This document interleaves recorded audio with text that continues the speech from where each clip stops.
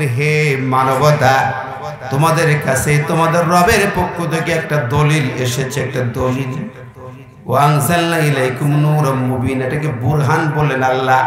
বুরহানুম মির রাব্বিকুম, বুরহান শব্দের অর্থ হলো দলিল। বিশ্বনবী ওই শব্দের তাফসীরে বললেন, আল কোরআনু হুজ্জাতুল লাকা আও আলাইকা। এই কোরআন যা দেখো কাগজের পাতায় লেখা, এটা সাধারণ বইয়ের মতো লেখা নয়, এটা জীবন্ত একটা দলিল। আল কোরআনু হুজ্জাতুল লাকা, এই কোরআন তোমার জন্য কিয়ামতের মাঠে তোমার পক্ষে দলিল হবে, আও আলাইকা, অথবা তোমার বিরুদ্ধে দলিল হবে। কোরআন তোমার পক্ষে দলিল হবে, নইলে বিরুদ্ধে দলিল হবে। এখন দলিলটা তুমি পক্ষে নিবা না বিরুদ্ধে নিবা? কি কথা বলেন? কোরআন যদি পক্ষে দলিল নিতে হয়, কোরআন তাবিজের ভান্ডার নয়। কোরআন মসজিদে এতিমখানায় থাকার জন্য নাজিল হয় নাই। পৃথিবীর নেতারা সংবিধান তৈরি করে, ওই সংবিধানটাও থাকে সংসদে, ঠিক না ঠিক?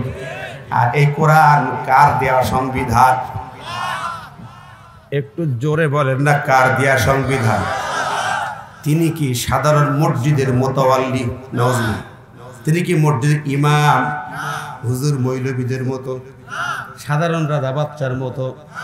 তিনি কেমন রাজা বাচ্চা? কুলিল্লাহুম্মা মালিকাল মুলক তুতিল মুলকা মান তাশা,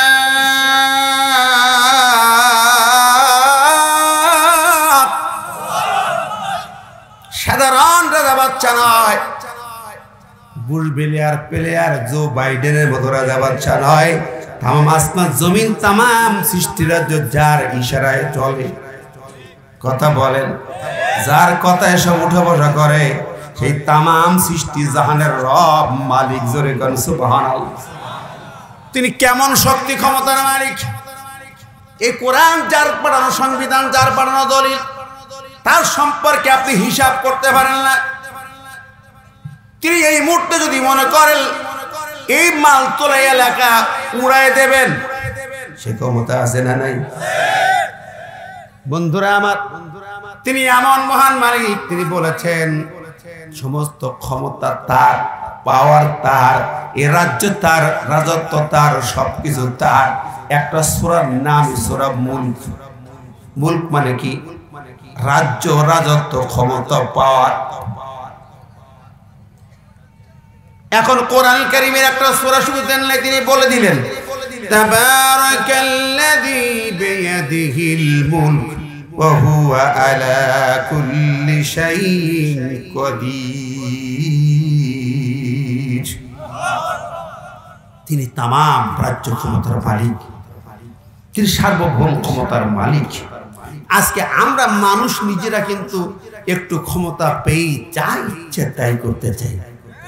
এর ধর, ওর মার, ওর কাটা, ওর জেলে ঢোকাও নাকি?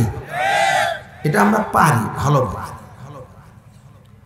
কিন্তু এই ক্ষমতা যে আমার না, এর পিছনে যে একজন আছে, সে হিসাব মনে থাকে না। আমার ভাই ও বন্ধুরা, দেখেন আল্লাহ সুবহানাহু ওয়া তাআলা তিনি বলে দিয়েছেন সব কিছুই, কোনো কিছু বাদ রাখেন নাই। সেই মহান মালিক, আমি গতকাল ওই প্রোগ্রামে একটা হাদিসও বলছিলাম, সেটা হচ্ছে আসমান জমিন যখন শেষ হয়ে যাবে, আল্লাহ পাক সার্বভৌমতার মালিক রাসূলুল্লাহ সাল্লাল্লাহু আলাইহি ওয়াসাল্লাম বলছেন, তামাম জমিন যখন শেষ, জিরো হয়ে গেল, এবার হাসর হবে। আল্লাহ পাক কি করবেন? ইন্নাহু ইয়াতিবিস সামাওয়াতি ওয়াল আরদ বিয়াদিহি ফায়াকুলু আনাল মালিক আইনা মুলকুল আরদ আইনা ফিরআউন আইনা নামরুদ আইনা হামান আইনাল জাব্বারুন আইনাল মুতাকাব্বিরুন। তামাম সৃষ্টি রাজ্য শেষ হয়ে গেল, হাসরের ময়দানে মানবতা উঠবেন। আল্লাহ পাক আসমান আর জমিনটাকে কাগজের মতো ভাঁজ করে হাতের মুঠোর ভিতরে তুলবেন। আসমান জমিনটা কাগজের মতো ভাঁজই আল্লাহর হাতের মুঠোর ভিতরে যাবে। এই মুষ্টিবদ্ধ হাত নিয়ে আল্লাহ পাক জিজ্ঞেস করবেন, ও হাসরবাসীরা, মানবতা শোনো, আনাল মালিক, আমি আজ দেখো সব ক্ষমতার মালিক, তামাম রাজ্যের মালিক, রাজত্বের মালিক, ক্ষমতার মালিক, পাওয়ারের মালিক। ও রাজারা কোথায়? আইনা মুলুকুল আরদ, ওই জমিনের রাজা বাচ্চাগুলো কোথায়? একটু সামনে সারিতে আসো। ও ফিরাউন কোথায়? নমরুদ হামান কোথায়? জো বাইডেন কোথায় আছো? ও মোদি কাকা কোথায়? কন্যা ও খালেদা হাসিনা কোথায় আছো? সব রাজা বাচ্চারা সামনে আসো, আল্লাহ ডাক দেবেন। কেউ হাজির হবে না।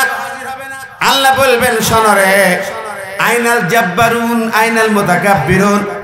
ক্ষমতার দাপটে অহংকারে ভেঙে পড়তে সেই স্বৈরাচার অহংকারী রাজা বাচ্চাগুলো ক্ষমতাশীলীরা কোথায়? একটু ক্ষমতার দাপট নি আমার সামনে দেখা, একটু দিয়া কি কর, জোরে কর না, আরো জোরে বলেন। এ পাওয়ার কার? জবান খুলে বলেন কার? সে আল্লাহ আছেন না নাই? আছে না নাই? আজকের এই জমিনে সার্বভৌম ক্ষমতার মালিক যারা মানে আল্লাহর জমিনকে আল্লাহর আগে রঙিন করতে চায়, আল্লাহ বলেন খলকল আমরু, সৃষ্টি যার আইন হবে তার। সৃষ্টি কার? জোরে কল্লা কার? ইনিল হুকমু ইল্লা লিল্লাহ। আল্লাহ বলেন হুকুমত চলবে সে আল্লাহর, রাষ্ট্র চলবে আল্লাহর আইনে, আল্লাহর পরে। সেই আল্লাহকে সার্বভৌম ক্ষমতার মালিক যারা মানে তাদের উপরে চলছে নির্যাতন, নিপীড়ন। কথা বলেন কেন? এর বিপরীতে আমার দেশের 80% মানুষ মানতেছে ক্ষমতার মালিক জনগণ। ক্ষমতার মালিক জনগণ। এখন বলেন আল্লাহ বলে ক্ষমতার মালিক আল্লাহ, আর আপনি স্লোগান তুলছেন ক্ষমতার মালিক জনগণ। এবং এই স্লোগানে যে সমস্ত দল পার্টি রাজনীতি পরিচালিত হয় আপনি তাদের দলের কর্মী, তাহলে কি আপনি আল্লাহকে ক্ষমতার মালিক মানেন না নেতাকে মানেন? জনগণকে ক্ষমতার, আল্লাহ ক্ষমতার মালিক, আর আমার দল বলছে জনগণ ক্ষমতার মালিক। সম্পূর্ণ বিপরীত শিরিক। আল্লাহ বলেন ইয়াকুল্লু শারিকুন ফিল মুলক, সূরা ফুরকানের 2 নম্বর আয়াত, যে আমার রাজত্বে, আমার রাজ্যে, আমার ক্ষমতার মাঝে কোনো ভাগীদার নাই, কোনো শেয়ার নাই, কোনো শরিক নাই। কিন্তু আপনি শরিক করে দিয়েছেন ক্ষমতার মালিক এই জনগণ। এটা সম্পূর্ণ শিরকি মতবাদ, কুফরি মতবাদ। কথা বলেন ঠিক না বেঠিক? অতএব ক্ষমতার মালিক জনগণ এটা কুফরি মতবাদ। বরং মুসলমান যদি আমি হই, ইমান যদি আমার থাকে, ক্ষমতার মালিক আল্লাহ, এটাই মানতে হবে। ঠিক না বেঠিক? কোনো টেনশন করি না, আমাকে তুমি থাকতে দেবে কি দেবে না বাংলার জমিন এটা ভাবি না। আমার জায়গা হবে হয় কবরে, নয় কারাগারে, নইলে ফাঁসির মঞ্চে, আপত্তি নয়। ক্ষমতা মালিক আল্লাহ, এটাই মানতে চাই। রাজি আছেন কারা কারা? তো হাত তুলে দেখান না।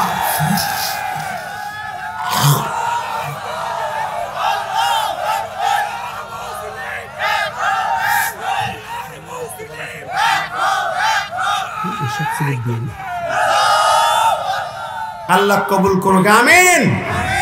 আমার ভাইরা সবাই একটু একটু সামনে সামনে আগানা জিকির করেন, লা ইলাহা ইল্লাল্লাহ। একটু আগে আগে আসে, লা ইলাহা ইল্লাল্লাহ। সাউন্ড ক্লিয়ার না বাবা?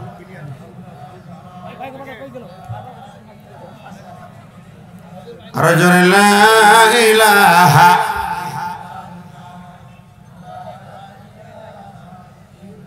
লা ইলাহা ইল্লাল্লাহ মুহাম্মাদুর রাসূলুল্লাহ। আর ভাইরা আজকের আলোচনা হবে সূরা আল আনফাল থেকে। কোন সূরা? সূরা আল আনফাল। কথা না বলি, মঞ্চে কথা বলা বলি। আপনি বসেন, পিছনে দিন, আমি কথা বলবো। পিছনে বসেন। সূরা আল আনফাল। কোন সূরা? আনফাল। প্রথম থেকে বাকারা, আল ইমরান, নিসা, মায়েদা, তারপরে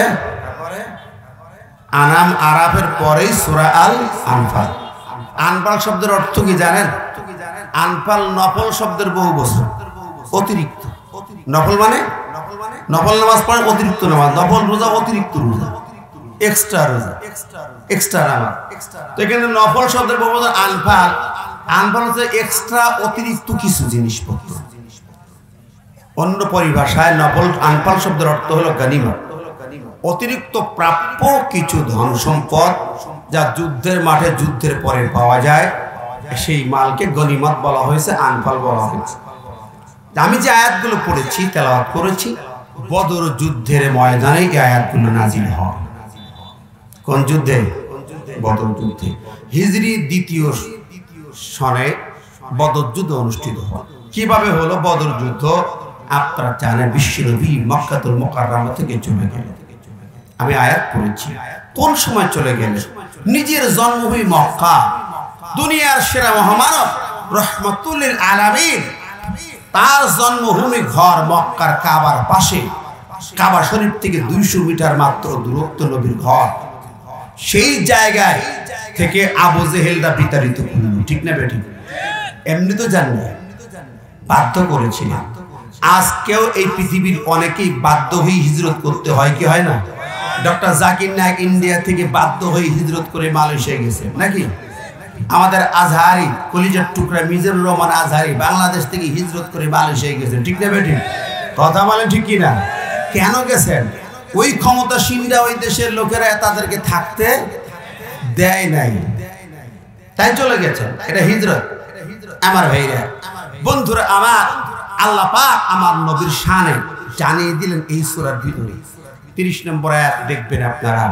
আল্লাহ পাক বলছেন নবীকে নিয়ে তারা কি পরিকল্পনা করেছে। মক্কা থেকে মদিনায় যাওয়ার আগে দারুন নাদওয়ার বৈঠক চলছে। মক্কার নেতাদের যে ক্যাবিনেট মন্ত্রী পরিষদকে দারুন নাদওয়া বলা হতো। এই দারুন নাদওয়ার গোপন মিটিং চলছে ঘরের ভিতরে। বাছাই করা উতবা সাহেবা ওলীদ আবু জেহেলের নেতৃত্বে মিটিং চলছে, আবু জেহেলের সভাপতিত্বে। এই মিটিংয়ে ইয়ামেনের হাদ্রামাউত এলাকা থেকে একজন মুরব্বী লোক আসলেন, লোকের চেহারায়। লোকটা আসলে অরিজিনাল ইবলিস, খোদ ইবলিস।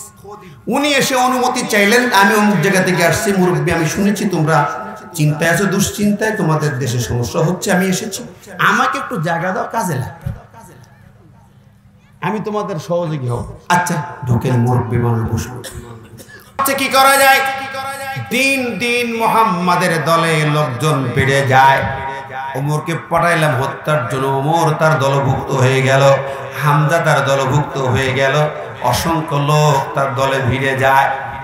ভালো ভালো লোকজন বীর মহাবীর ঢুকে যায়। এখন উপায় কি? আলোচনায় বসেছে কি করা যায়। একজন বলল তাকে হত্যা করা যাক। মুরব্বী বলছে না না, হত্যা করলে তোমরা সব বিপদে পড়ে যাবে, তার দল বংশ বড়। আর একজন বলল তাহলে গ্রেফতার করে রাখা যাক। ওই মুরব্বী বলছে না, হবে না। মুরব্বী মানে কেডা? ইবলিস, অরিজিনাল ইবলিস, আসল ইবলিস। না, পারবে না। তোমরা ইতিপূর্বে 2.5 বছর 30 মাস তাকে শাবে আবি তালেবে গ্রেফতার করে রেখেছিলে। আমার নবী জেল কেটেছেন কত বছর? 2.5 বছর 30 মাস। তাহলে জেল খাটা কি সুন্নত না নফল? না, ওটা খারাপ কাজ। ভালো মানুষকে যখন খারাপ লোকে জেল খাটায়, ওটা নবীর সুন্নত আদায় হয়। কথা কোন ঠিক না ঠিক?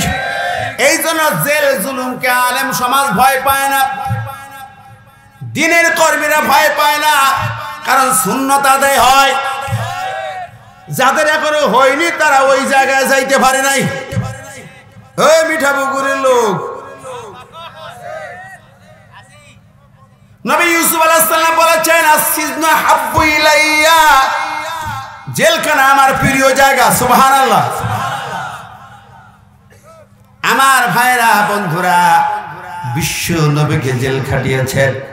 ওই বুড়ো বলছে না, গ্রেফতার করে রাখলে তার বংশপালা তারা ছাড়াই নেবে। তাহলে কি করা যায়? আরেকজন তাহলে এক কাজ করো, জমিন থেকে বহিষ্কার করে দাও। মুরব্বী বলছে এটা করা যাইতে পারে। আমার আল্লাহ পাক ওদের এই আলোচনার বুঝ দিছে যে 3টা পয়েন্টে আলোচনা হয়েছে, সেইটা আল্লাহ পাক সূরা আনফালের মধ্যে জানিয়ে দিচ্ছেন। নবী শোনো, ওয়া ইয ইয়ামকুরু বিকাল্লাযীনা কাফারু লিইথবিতুকা আও ইয়াকতুলুকা আও ইখরিজুক।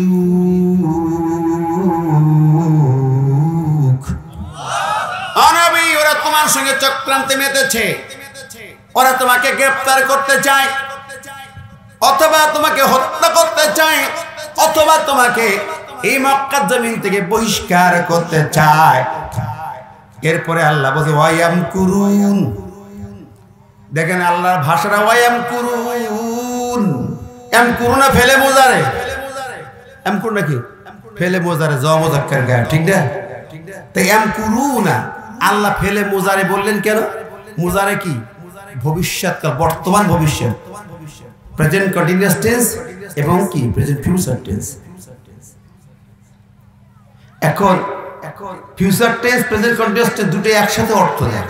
ওয়ায়াম কুরুনা মান নবী শোনো, এই জামানা চক্রান্ত হচ্ছে, এই জামানা ভেদ করে আস্তে কিয়ামত পর্যন্ত আবু জেহেলের বংশধর, তার অনুসারী নাতি পুতি গোষ্ঠী যারা আসবে, এরা সব ইমানদারদের, তোমার উম্মতের মধ্যে যারা তোমার পথের প্রতীক দিন কায়েমে বিশ্বের একামতের দিনের কর্মী, তাদের বিরুদ্ধে চক্রান্ত করবে, বাড়ি ছাড়া করবে, ঘরে ঘুমাতে দেবে না, জেলখানায় ঢোকাবে, দেশ থেকে বহিষ্কার করবে, কিংবা ফাঁসির মঞ্চে হত্যা করবে।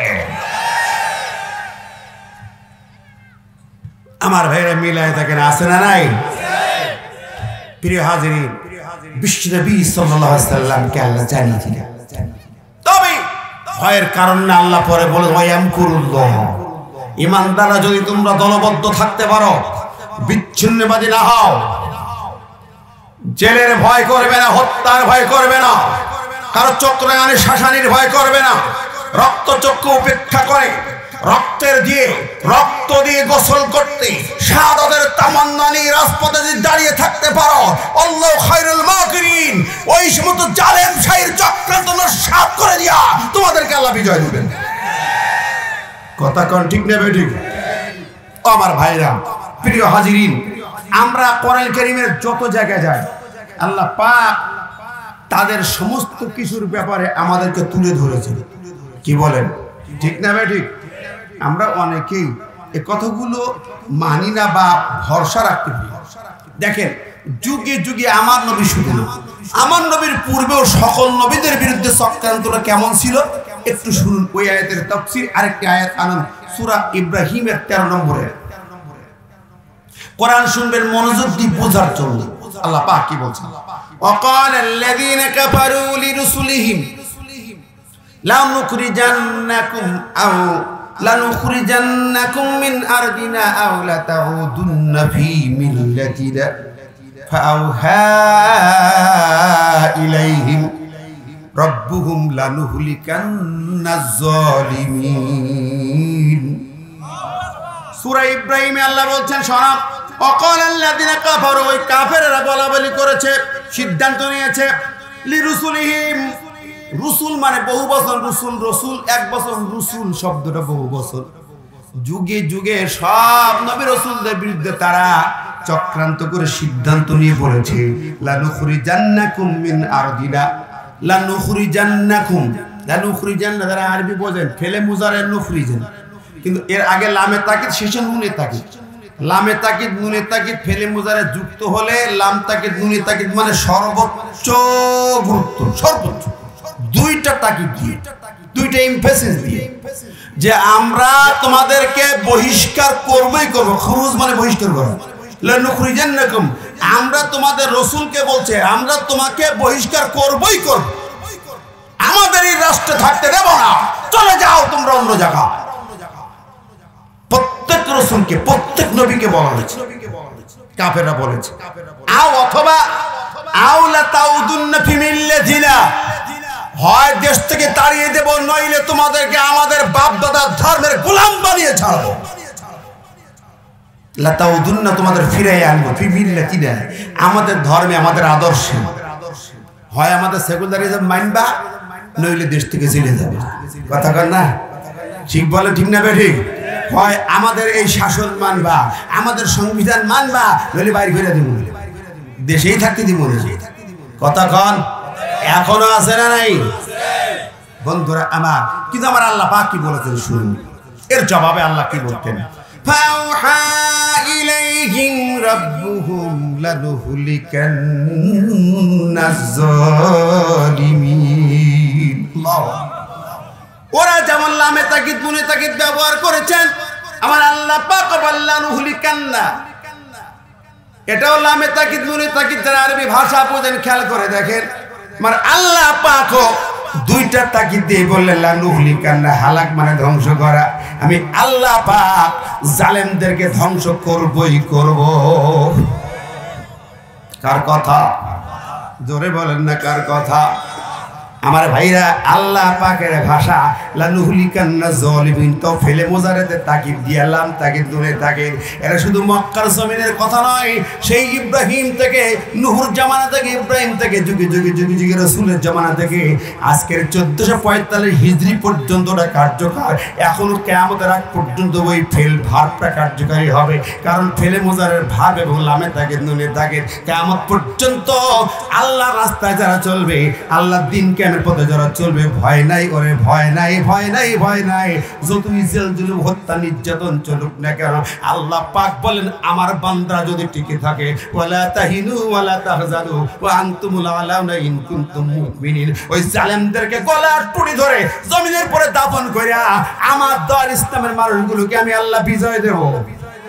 জোরে বলেন না সুবহানাল্লাহ। কথা বলেন ঠিক আছে না নাই? ভয়ের কোনো কারণ নাই। আমাবস্যার কালো কালো রাত যত অন্ধকার হয়, আগামী দিন সূর্যটার সময় তত এগিয়ে আসে। কথা বলেন ঠিক না বেঠিক? আমরা পরিষ্কার করে মনে করি, বিশ্বাস করি, এই বাণী বিশ্বাস করি, জালেম শাহী আল্লাহ দিনের দুশ্মনী করে পার পাবে না। আজও কালো এই জমিনে কালেমার পতাকা উড়বেই উড়বে। শহীদের রক্ত বৃথা যায় না, এক ফোঁটা রক্ত বৃথা যাবে না। এই জমিনে কালেমার পতাকা উড়বেই উড়বে। তৈরি আছেন না নাই? দু হাত তুলে দেখান না কারা তৈরি আছেন।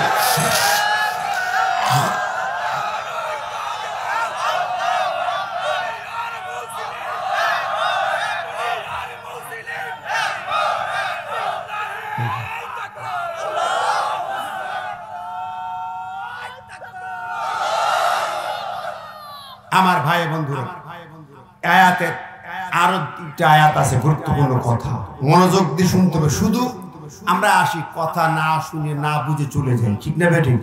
কিন্তু সেই ইমানদারদের বৈশিষ্ট্য কি হবে যারা এই জালেমদের ধ্বংস হবে, ইমানদাররা বিজয়ী হবে? সেই ইমানদারদের কিছু বৈশিষ্ট্য আছে না নাই? সেগুলোও শুনবো। পাশাপাশি একটা হাদিস বলেছিলাম, হাদিসটা একটু শুনুন। সহিহ মুসলিম শরীফের 5475 নম্বর হাদিস। আবু হুরায়রা রাদিয়াল্লাহু বর্ণনা করেছেন, সিনফানি মিন আহলিন নার লাম আরাহুমা। নবীজি বলছেন আমার উম্মতের দুইটা দল আসবে, লাম আরাহুমা, যাদেরকে আমি এখন দেখতে পাচ্ছি। তাদের যে বৈশিষ্ট্য, ওই দুইটা দলকে এখন এই জামানায় দেখা যাচ্ছে না, তবে অদূর ভবিষ্যতে আসবে। তারা কিরকম? এক প্রকার হচ্ছে কওমুন মাহুম সিয়াতুন কাজনাবিল বাকার, এমন জাতি যাদের সাথে লাঠি বা ছড়ি থাকবে, যেমন গরুর লেজ গরুর গায়ে থাকে, লেজের মতো গায়ে জড়িয়ে থাকে, মশামাছি তাড়ায়, মানুষকে তাড়ায়, তেমনি এদের হাতে সাথে লাঠি থাকবে, অস্ত্র থাকবে, তা দিয়ে ইয়াদরিবুনা বিহান নাস, তারা মানুষকে মারবে, ধরবে, কাটাবে, তাড়াবে। এক জাতি আমার উম্মতের মধ্যে আসবে, সবসময় ওদের হাতে অস্ত্র, লাঠি অস্ত্র থাকবে, তা দিয়ে মানুষকে ভয় দেখে, ইয়াদরিবুনা, ভবিষ্যতে ফেলে মুজারি, মারতেই থাকবে, মারতেই থাকবে, মারবে, ধরবে, কাটবে, জেলে ঢুকাবে, রক্তাক্ত করবে, কিংবা শেষ পর্যন্ত শহীদ করবে। কি বলেন, ঠিক নেবে? ঠিক আছে না নাই? জোরে বলেন। এই যে বর্তমান যা চলতেছে, যদি ওদের লাঠি, তারপরে সাউন্ড গ্রেনেড, টিয়ার সেল, গুলি, রিভলভার নিয়ে যদি না আসে, কালেমাপন্থী ইসলামপন্থীদের সামনে 1 ঘন্টাও দাঁড়াতে পারবে না। জোরে বলেন, ঠিক না বেঠিক? কথা বলেন, ঠিক না বেঠিক? লাঠিয়াল বাহিনী নিয়ে সামনে না আসলে, তাকবীর স্লোগান দিয়ে বীর জনতা মাঠে নামলে 1 ঘন্টাও টিকতে পারবে না। কথা বলেন, ঠিক কিনা? আমার ভাইরা, শুধু তাই না, আমরা দেখেছি আফগানের মাটিতে দেখেছি, আমেরিকা 19 বছর শাসন করে রক্তাক্ত করেছে, লক্ষ মুজাহিদকে হত্যা করেছে, লাখ লাখ মানুষকে বাড়ি ঘরে ভিটা ছাড়া করেছে। এরপরে যখন তরুণ যুবকেরা, তালেবান মানে ছাত্র সমাজ, যুব ছাত্র সমাজ পাহাড়ের গুহায় বসে বসে কোরআনের দীক্ষা নিয়ে তাকবীরের স্লোগান দিয়ে যখন মাঠে নেমেছে একটা স্লোগান সাবিলুনা সাবিলুনা আল জিহাদ আল জিহাদ, তাদেরকে আগে বলা হতো ওরা সন্ত্রাসবাদ জঙ্গিবাদ, এখন 2 বছর আমেরিকাকে তাড়াই দিয়া কালেমার বিজয় আনার পরে ওরা হলো ফ্রিডম ফাইটার। কথা বলেন ঠিক না ঠিক? 23,000 ফ্রিডম ফাইটারের সামনে আমেরিকার প্রশিক্ষিত 3 লক্ষ বাহিনী টিকতে পারে নাই, আমেরিকার সেই কামান্ড টিকতে পারে নাই, আমেরিকার গ্রেনেড বাহিনী টিকতে পারে নাই, আমেরিকার সোলজাররা বাহিনী ছেড়ে সব ছেড়ে অস্ত্র ছেড়ে পালাতে বাধ্য হয়েছে। ঠিক না ঠিক? আমার ভাইরা, সুতরাং ইমানদার জনগোষ্ঠী শিক্ষা নেন আধুনিক কালে অদূর ভবিষ্যতে নয়, চলমান সময়ে সেই আফগান তালেবানরা এখন রাজ ক্ষমতায়। পায়জামা পরে, জুব্বা পরে, টুপি পাগড়ি পরে বাইসাইকেল চালায়, মন্ত্রণালয় চালায়, বাইসাইকেলে মন্ত্রণালয় যায়। কতক্ষণ অত্যাধুনিক গাড়ি বানিয়েছে পৃথিবীর সেরা, এখন কোকা-কোলা খাওয়া লাগবে না, আফগানের পানি, আফগান কোল্ড ড্রিঙ্কস তৈরি করেছে। সুবহানাল্লাহ। বাংলাদেশে আসতেছে পামির কোল্ড ড্রিঙ্কস আসতেছে, সারা পৃথিবীতে সাফা জুত যাচ্ছে। আর ওই কাদিয়ানিদের খাবার খাবো না, এই প্রাণ কোম্পানি কাদিয়ানি আমার নবীর দুশমন, এটা চলবে না, ফেলে দেন, একদম বাতিল। ঠিক না ঠিক? জোরে বলেন ঠিক কিনা? Pran company Qadiani, Seezan juice Qadiani, Hemko battery Qadiani, আর হেল কোম্পানি কাদিয়ানি আমার নবীর দুশমন। ইসরায়েলের পণ্য বাংলার জমিনে চলতে পারে না, পারে না, পারে না।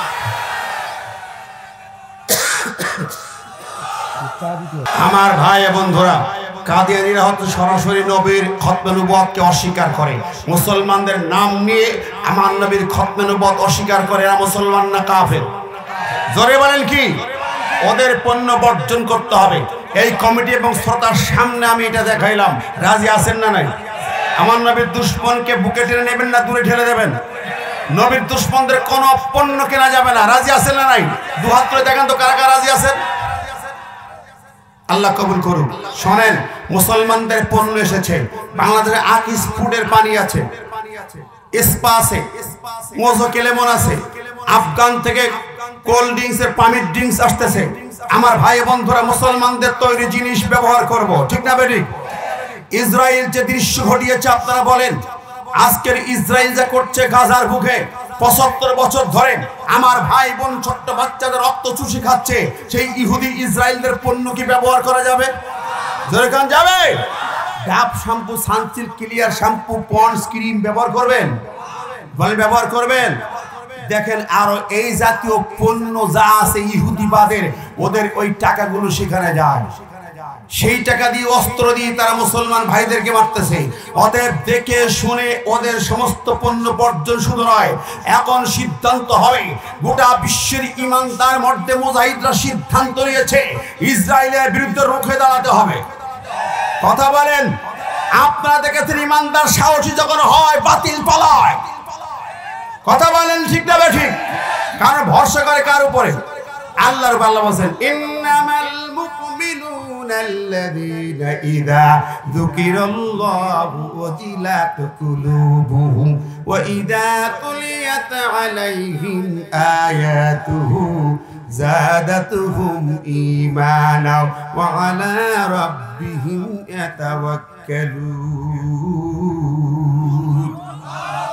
আল্লাহ পাক বলেন, ঈমানদার তারা আল্লাহর নাম স্মরণ করে দিলে যাদের হৃদয়টা প্রকম্পিত হয়, অন্তরে কেঁপে কেঁপে ওঠে, কোরআন শুনলে যাদের ঈমান বেড়ে যায়, আর ওয়া আলা রাব্বিহিম ইয়াতাওয়াক্কালুন, একমাত্র রবের উপরে ভরসা করে চলে। সুবহানাল্লাহ। সেই মুমিন কারা? সেই ঈমানদার কারা? আমরা ঈমানদার হতে পারলাম কিনা? ও বন্ধুরা, আল্লাহ পাকের নবী, বিশ্ব নবী যখন ঈমান গ্রহণ করতেন, কাফের থেকে ঈমানদার হতেন, কালেমা পড়তেন। নবীজি কিভাবে কালেমা পড়াতেন? বিশ্ব নবী শর্ত করেছেন কোরআন দিয়া, তুমি কালেমা পড়ে মুসলমান হওয়ার আগে একটা শর্ত, আর কালেমা পড়ার সময় 6টা শর্ত। আমি সহিহ বুখারীর 18 নম্বর হাদিস খানা পড়েছি আপনাদের সামনে। ওই ঈমান তারা ভালো করে শোনেন। ইন্নামাল মুমিনুন, মুমিন কাকে বলে? ঈমান কাকে বলে? লা ইলাহা ইল্লাল্লাহ পড়ার নাম শুধু ঈমান নয়। লাখ কালেমার খানা দেবার নাম ঈমান নয়। মুসলমানের ঘরে জন্ম নিলেই ঈমানদার হয় না, জন্মসূত্রে ঈমানদার হয় না, শুধু টুপি মাথায় দিলে ঈমানদার হয় না। তাহলে তো মহাত্মা গান্ধীর মাথায় বড় টুপি ছিল, দাড়ি রাখলেই যদি ঈমানদার হয়, রবি ঠাকুরের দাড়ির মতন দাড়ি কার কথা কন। পাঞ্জাবি গায়ে দিলে ঈমানদার যদি হয়, মোদিকে কার পাঞ্জাবি কোথায় যাবে কথা কন না কেন? এগুলোর নাম ঈমান নয়। ঈমান আনার আগে আল্লাহ পাক বলতেছেন সূরাতুল বাকারার 255 নম্বর আয়াতে, আয়াতুল কুরসি, ওর পরের আয়াতটা জান 256 আল্লাহ বলেন ফামাইয়াকুর বিত্তাগুতি ওয়া ইউমিন বিল্লাহ ফাকাদ ইসতামসাকা বিল উরওয়াতিল উসকা। ঈমানের কঠিন কথা আল্লাহ বলে ঈমান আনার আগে ফামাইয়াকুর বিত্তাগুত, যে ব্যক্তি তাগুতকে অস্বীকার করবে, এরপরে ওয়া ইউমিন বিল্লাহ, এরপরে ঈমান আনবে, কালেমা পড়বে। তাহলে আগে হলো ইয়াকফুর বিত্তাগুত, আগে কি ভালো, আগে তাগুতকে অস্বীকার করো। তাগুত কারা? যারা আল্লাহর আইন বাদ দিয়া নিজেরা আইন বানায় মানুষকে চালায়, তারা তাগুত। আরেকটা তাফসীর, আরেকটা ব্যাখ্যা, যারা আল্লাহর আইন পছন্দ করে না, নিজেরা মানে না, অপরকে মানতেও দেয় না, তারা তাগুত। আরেকটা ব্যাখ্যা আসছে, যারা আল্লাহর আইন থাকার পরেও নিজেরা বড় বড় আইন তৈরি করে গর্ব অহংকার করে, নেতাগিরি করে, ওরাও তাগুত। চতুর্থ নম্বর হচ্ছে শয়তানের অপর নাম তাগুত। ভালো করে বুঝেন। আপনি কালেমা পড়ে ঈমানদার দাবি করেন, নামাজ পড়ে সিজদা দিয়ে মসজিদ বানাচ্ছেন, কিন্তু আপনি তাগুতি শক্তি সহযোগী, চলমান তাগুতি শক্তি, যারা বর্তমান সময়ে দেশ ও জাতি চালায়, তারা আল্লাহর আইন দিয়ে চালায় না নিজেরা আইন বানায় চালায়? তারা আল্লাহর আইনকে বাদ দেয় না গ্রহণ করে? জোরে মানে কি করে? আল্লাহর আইনকে বাদ বলে চলে না, পছন্দ না, এই আইন মানতে রাজি না, বরং নিজেরা আইন রচনা করে সেকুলারিজম, কমিউনিজম দিয়ে চালাইতেছে। আমেরিকার আইন পছন্দ, চায়না পছন্দ, রাশিয়া পছন্দ, দিল্লি পছন্দ, কোরআন পছন্দ নয়। আমরা যে বলি কোরআনে আইন দিয়ে দেশ চালাও, রাষ্ট্র চালাও, তখন বলে এরা সব হলো তালেবান, জঙ্গিবাদ। ঠিক নেবে ঠিক কথা বলেন, ভালো করে বুঝেন। এই আইনের বিপরীতে কোন আইনের গোলামি হতে পারে না। ওই আইন মানব রচিত আইন, মানব রচিত দর্শন যদি আগে ত্যাগ করতে না পারেন, আপনার জবানে কোটি কোটি বার কালেমা পড়লো আল্লাহ গ্রহণ করবেন। তাহলে ঈমান আনার পূর্ব শর্ত হলো তাগুতকে অস্বীকার করা, তাগুতের দল বর্জন করা, মানবরচিত মত পদ দল পার্টি রাজনীতি আগে ছেড়ে দাও, তারপরে কালেমা পড়ো। কথা বলে ঠিক আছে না নাই? সুতরাং আমরা এই জমিনে মুসলমান, 92% মুসলমানের জমিন, এই জমিনে ট্রান্সজেন্ডার চলবে না। কতক্ষণ ট্রান্সজেন্ডার আল্লাহর আইনের বিরোধী, ঠিক না বেঠিক? ট্রান্সজেন্ডার চলতে পারে না, কোশ্চেন কেন না? এটা মুসলমানের জমিন। জেন্ডার তিনটি আছে, first gender, second gender, third gender. Third gender পুরুষ, সেকেন্ড জেন্ডার নারী, থার্ড জেন্ডার হিজড়া। হিজড়ারও একটা জেন্ডার। আর ট্রান্সজেন্ডার কোনো জেন্ডার না, ট্রান্সজেন্ডার হচ্ছে ট্রান্সফার, পরিবর্তন করবে। আমি ছেলে আমি মেয়ে সাজবো, আমি মেয়ে আমি ছেলে সাজবো, আমার ইচ্ছে খুশি যেমন খুশি তেমন চলবো।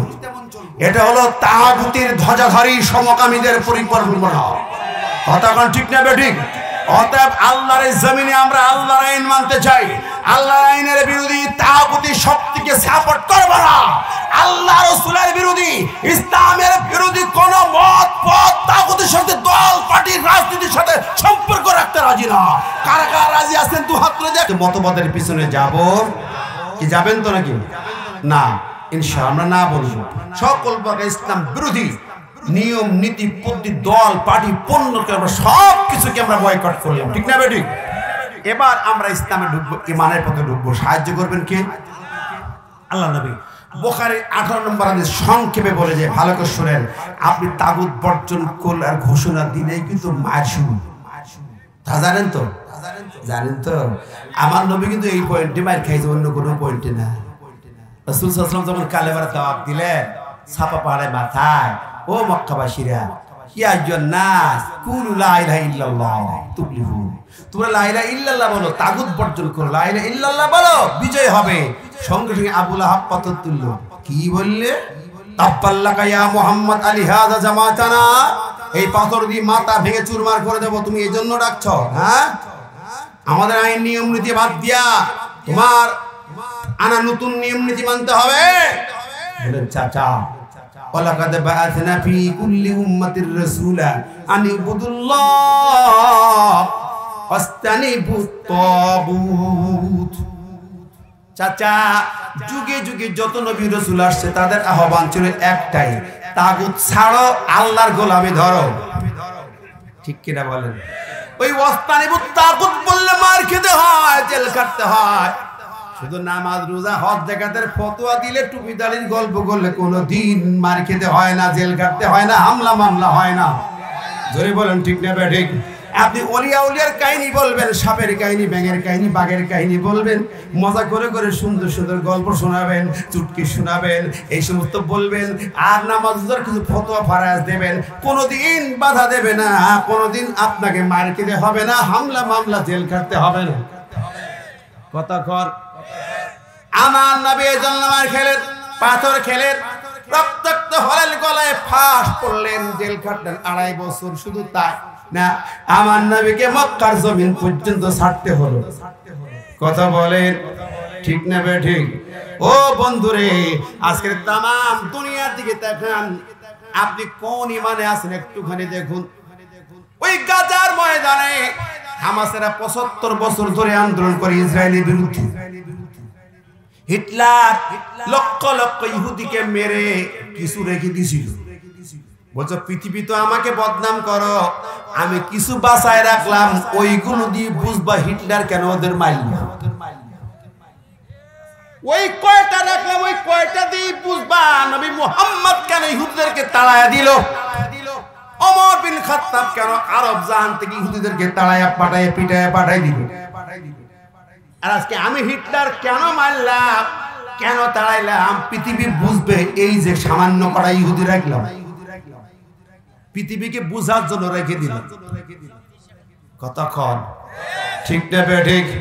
আর ওদের সাথে যাদের দোস্তি চলে তারা ইমানদার হতে পারবে না।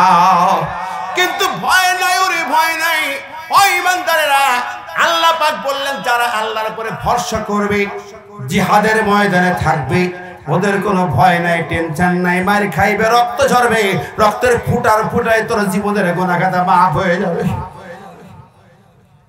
তুই জেলে যাবি, তোর গুনাহ খাতা মাফ হয়ে যাবে, তুই দেশ ছাড়বি, তোর গুনাহ খাতা মাফ হয়ে যাবে, জান্নাতি হয়ে যাবি। সুবহানাল্লাহ।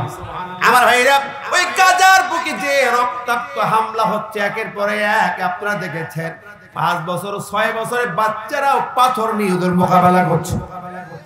কয় বছরের বাচ্চা? জোরে কন না, আরো জোরে কন। আল্লাহর নবী বলেন ইমানদার বাচ্চাদেরকেও জন্মের পরে কথা বলতে শিখবে, হাঁটতে শিখবে। একটু বুঝ কেন হবে, তুমি জিহাদের ট্রেনিং দাও, যুদ্ধের ট্রেনিং দাও। আমরা বললে ভুল ধরে।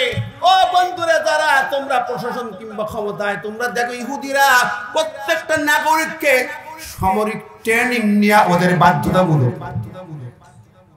ওদের জন্মগ্রহণ করলে সামরিক ট্রেনিং নিতে হয়। আর আমরা মুসলমানের ট্রেনিং এর কথা বলে কয় জঙ্গিবাদ। ওরা লক্ষ লক্ষ মুসলমান, ওরা জঙ্গি নয়।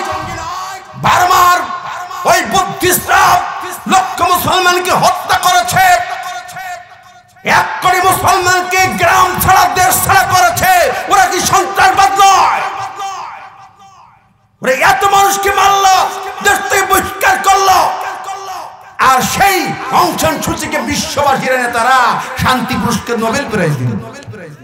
কথা বলেন, মুসলমান বেশি মারতে পারলে নোবেল প্রাইজ পাওয়া যায়, আর মুসলমান মোকাবেলা করে, পাথর দিয়ে মোকাবেলা করে জঙ্গিবাদ হয়।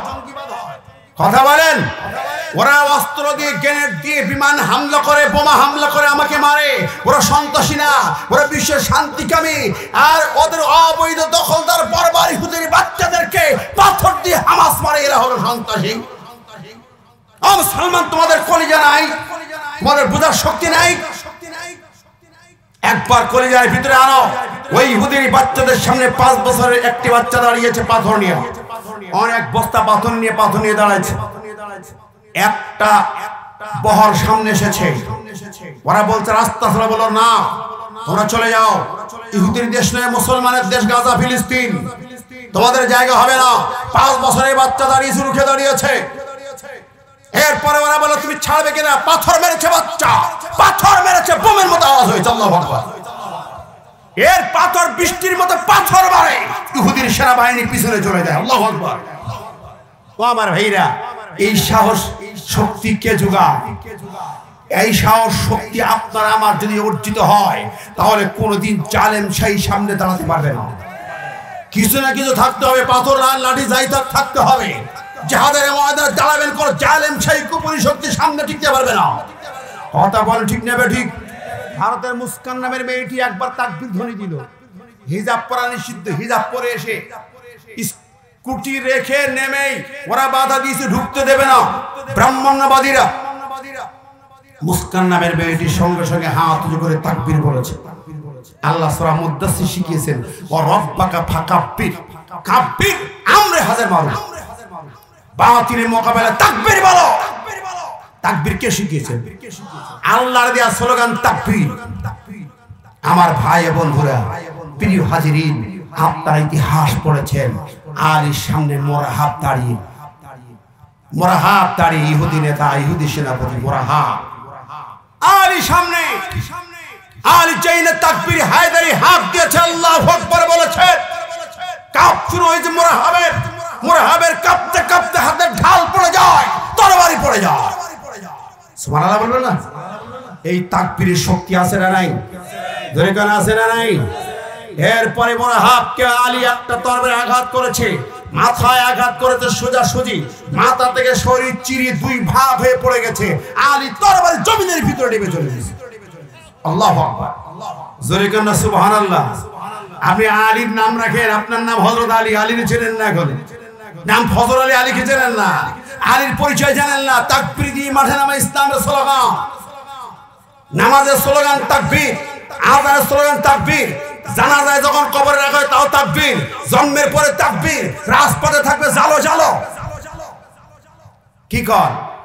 রাজপথে বাতিলের স্লোগান, নমরুদের স্লোগান জালো জালো, আবু জেহেলের স্লোগান জয় হবল। পাইছেন কি? তাকবীর ধ্বনি মুসলমানদের কলিজার স্লোগান। ঠিক না বেঠিক? আলী তাকবীর ধ্বনি দিয়েছে, মোরাহাবের পতন হয়েছে। দাউদ তাকবীর ধ্বনি দিয়ে জালুতের পতন হয়েছে। আল্লাহ নবী সাহাবীরা বদরে মানে তাকবীর দিয়ে হুমকি দিয়ে হুঙ্কার দিয়েছেন, আবু জেহেল কেঁপে কেঁপে উঠেছে। ঠিক না বেঠিক? সুতরাং ভয় নেই মুসলমানের সন্তানেরা, আলেম ওলামা, ইসলামের পথের মুসল্লিরা, মুক্তাদিরা, ইকামত দিনের কর্মীরা এক হতে হবে। আমরা বিভেদ বুঝি না, সমস্ত ইসলামী শক্তি এক হয়ে রাজপথে নামতে হবে। আমরা একটাই বুঝি, কালেমার স্লোগান দিয়ে নামতে চাই, কোরআন বুকে নিয়ে নামতে চাই, তাকবীর ধ্বনি দিয়ে নামতে চাই, তাকবীরের ধ্বনি কালেমার পতাকা উড়াতে চাই। কি কর? তাকবীর স্লোগান দিলে ভয় পায় কে? নারাজ হয় কে? শয়তান। আর শয়তানের চেলা চামুন্ডারা খুশি হয় কে? জোরে কর না কে? আরো জোরে বলেন কে? শোনো মুসলমান, এই সূরা আনফাল বদর যুদ্ধে নাজিল হয়। শুধু মনে করো না সুবহানাল্লাহ জপলি হয়ে যাবে, এত সস্তা নয়। আল্লাহ পাক ঘোষণা দিয়েছেন, শুধু আল্লাহ নিজে যুদ্ধের মাঠে আসছেন, বদরের মাঠে আল্লাহ নিজে আসতেন, স্বয়ং আল্লাহ। ইবলিস ছিল আবু জেহেলের দলে, আল্লাহ ছিলেন রাসূলের পাশে দাঁড়ায়। সুবহানাল্লাহ। আল্লাহ নবীর পাশে আবু বকর, আবু জেহেলের পাশে আবু বকরের ছেলে, বাবা ছেলে লড়াই করেছে। আল্লাহ নবীর পাশে সাদ বিন আবি ওয়াক্কাস নবীর দলের সেনা, আর সাদের পিতা আবু জেহেলের দলের সেনা। কি বলেন? ইতিহাস কি বলে? নবীর আপন 2 চাচা হামজা নবীর দলে, আব্বাস আবু জেহেলের দলে, 2 ভাইয়ের তরবারি মুখোমুখি দাঁড়িয়েছে। আরে সেই বদর যুদ্ধে শয়তান আসছে, মূল শয়তান। কোরআন বলতে শয়তান ডাইরেক্ট আবু জেহেলের দলে এসিয়া, ইয়েমেনের এক বাদশার সুরতে এসিয়া আবু জেহেলের বগলের তলাতে হাত দিছে, দিয়ে হাত বেঁধে বলছে, লা গালিবা লাকুল ইয়াউম, আজকে কেউ বিজয় হতে পারবে না, আমি এসেছি তোর দলে। ওয়া ইন্নী জারুল লাকুম, সূরা আনফালের আয়াত 48 নম্বর আয়াত। শয়তান বলছে, আমি তোর সঙ্গে আছি, বিজয় হবে তোদের, যুদ্ধ চালাও। কি বলেন? ঠিক না? কোরআন আবার আল্লাহ বলতেছেন, ইদ ইউহি রাব্বুকা ইলাল মালাইকাতি আন্নী মাআকুম ফাতাব্বিতুল্লাযীনা আমানু। সাউলকি ফি কুলুবিল্লাযিনা কাফারুর রুবা ফাদরিবু ফাওকাল আ'নাক ওয়াদরিবু মিনহুম কুল্লা বানান। আল্লাহ বলেন নবী, আমি আল্লাহ তোমার পাশে এসে দাঁড়ালাম, ইন্নী মাআকুম, আমি আল্লাহ তোমাদের পাশে দাঁড়াইলাম। আমার ফেরেশতার দল আসলো, এখনো বদরের মাঠে যাবেন। জাবালে মালাইকা, বালুর পাহাড়, লাল লাল বালুর পাহাড়, এটা ফেরেশতার পাহাড় বলা হয়। জিব্রাইল সেনাপতি হইয়া সেনাদল 3 থেকে 5,000 সেনাবাহিনী নিয়ে হাজির হলো। এই যুদ্ধের স্বয়ং আল্লাহ পাক যুদ্ধ হলো। আল্লাহ পাক বলেন, ওয়ামা রামাইতা ইয রামাইতা ওয়ালাকিন্নাল্লাহ রামা, তোমরা তীর মারবা আর ওই তীর কাফেরদের কলিজার মধ্যে ঢুকায় দেব আমি আল্লাহ। জোরে গণ্য সুবহানাল্লাহ। গোটা কোরআন খুঁজে আর কোন যুদ্ধে আল্লাহ ডাইরেক্ট আসতে পাওয়া যায় না। তবে আল্লাহ পাক জিহাদের ময়দানে যখন কোন মুজাহিদ ঘর থেকে বের হয়ে যাবে প্রস্তুতি নিয়া, আল্লাহ বলে আমি তার সঙ্গী হয়ে যাই। জোরে বলেন না সুবহানাল্লাহ, আর জোরে বলেন না সুবহানাল্লাহ। ও বন্ধুরা আমার, সেই আল্লাহকে সঙ্গী বানায়া আল্লাহর দিন কায়েমের ময়দানে থাকতে হবে। রাজি আছেন না নাই? রাজি আছেন? আজকের যত শক্তি আমার ভাই মার খায় আর আমি তাকায় তাকায় দেখবো কালেমা পড়ে অমনি সঙ্গে সঙ্গে নামাজ পড়িয়া সুবহানাল্লাহ জয়পুর মসজিদে, এত সস্তা নয় আল্লাহর জান্নাত, এত সস্তা নয়। কথা বলেন, মোটেও সস্তা নয়। আল্লাহর জান্নাতে যাবেন। ওই বদরে যাওয়ার আগে রাসূল কি বলেছিলেন জানেন? যাবেন তিনি মদিনার মসজিদ থেকে নবী বের হচ্ছেন, আর মক্কা শরীফ থেকে আবু জেহেল বের হচ্ছে সেনাদল নিয়ে। আবু জেহেল কাবা শরীফ 7 পাক দিয়া কালাপথের চুমা খাইয়া কালাপথের পাশে মুলতাজিম বুক লাগাইয়া দোয়া করলে দোয়া কবুল হয়। আবু জেহেল মুলতাজিম বুক লাগাইয়া দোয়া করছে, আল্লাহ আমি মুহাম্মাদের বিরুদ্ধে যুদ্ধে যাচ্ছি আল্লাহ। আবু জেহেল ইয়া দাড়ি নাভি পর্যন্ত লম্বা, পাগড়ি, সেনাপতির পোশাক পরে আল্লাহ মুহাম্মাদের বিরুদ্ধে যুদ্ধে যাচ্ছে, দোয়া করতেছে।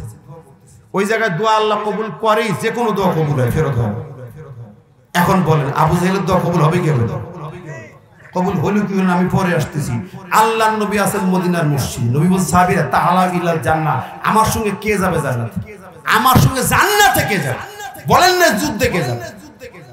হাদিস দেখুন, নবী বলছেন আমার সঙ্গে কে জান্নাতে যাবে? কে জান্নাতে যাবে? এই মুহূর্তে নাজিল হইছে, ইয়া আইয়ুহাল্লাযীনা আমানু হাল আদুল্লুকুম আলা তিজারাতিন তুনজিকুম মিন আযাবিন আলীম। এই মুহূর্তে নাজিল হলো ঈমানদারেরা, যারা জানমাল নিয়ে জিহাদের মাঠে যাবে, জাহান্নামের আগুন তার জন্য হারাম হয়ে যাবে। জোরে বলেন না সুবহানাল্লাহ, আরো জোরে বলেন সুবহানাল্লাহ। যার আমলে জিহাদ নাই তার জান্নাত নাই, নাই নাই নাই। কোশ্চিন কালো জান্নাতে যাইতে পারবেন না যিনি জিহাদের ময়দানে যেতে রাজি না, কোনদিন যাবে না। নবীর সঙ্গে উহুদের মাঠে 1000 দল যায়, সেনাবাহিনী যায়, মাঝখান থেকে 300 জন বলে আমরা যুদ্ধ রাজনীতি মারামারি কাটাকাটির মধ্যে যাব না, আমরা মদিনার মসজিদে নামাজ পড়বো, কোরআন পড়বো, দরুদ পড়বো, জিকির আজকার করতে রাজি আছি, কিন্তু ও নবী জিহাদের ময়দানে যাওয়া আমাদের পছন্দ না। সূরা তাওবায় আল্লাহ বলেন শোনেন, মুনাফিকের বড় গুণ হচ্ছে ওয়াকারিহু আইয়ুজাহিদু, ওরা অপছন্দ করে জিহাদ, জিহাদকে অপছন্দ করে। জিহাদকে বললে যাদের কলিজা জ্বলে কিংবা বিরোধিতা করে অথবা অপছন্দ করে, জিহাদ মানে মারামারি কাটাকাটি রাজনীতি মনে করে পছন্দ করতে চায় না। আমি নামাজি লোক ভালো লোক ওই পথে নেই, আমি হাজী সাহেব ওই রাস্তায় নেই। আমার আল্লাহ কয় তোর জান্নাতের রাস্তাও বন্ধ, জান্নাতের রাস্তাও বন্ধ। লিখে রাখেন আমি বেলালি এই তা মাল তোলা ময়দানে বলে গেলাম, বড় বালায় বলে গেছে, রানী পুকুরি বলে গেছে, মিঠা পুকুরি বলে গেছে, হাদিস খানা না না জান্নাত যাইতে পারবা না। আন আব্দুল্লাহ ইয়াফা আন্না রাসূলুল্লাহ সাল্লাল্লাহু আলাইহি ওয়াসাল্লাম কল ইলামু আন্নাল জান্নাতা তাহতা জিলালিস সুয়ুব। নবী জীবনে শুনে রাখো দুনিয়াবাসী আমার উম্মতেরা, জান্নাত হচ্ছে জিহাদের ময়দানে বাতিলের অস্ত্রের নিচে ছায়ার মধ্যে হলো জান্নাত। জিলালিস সুয়ুব, বাতিলের তরবারি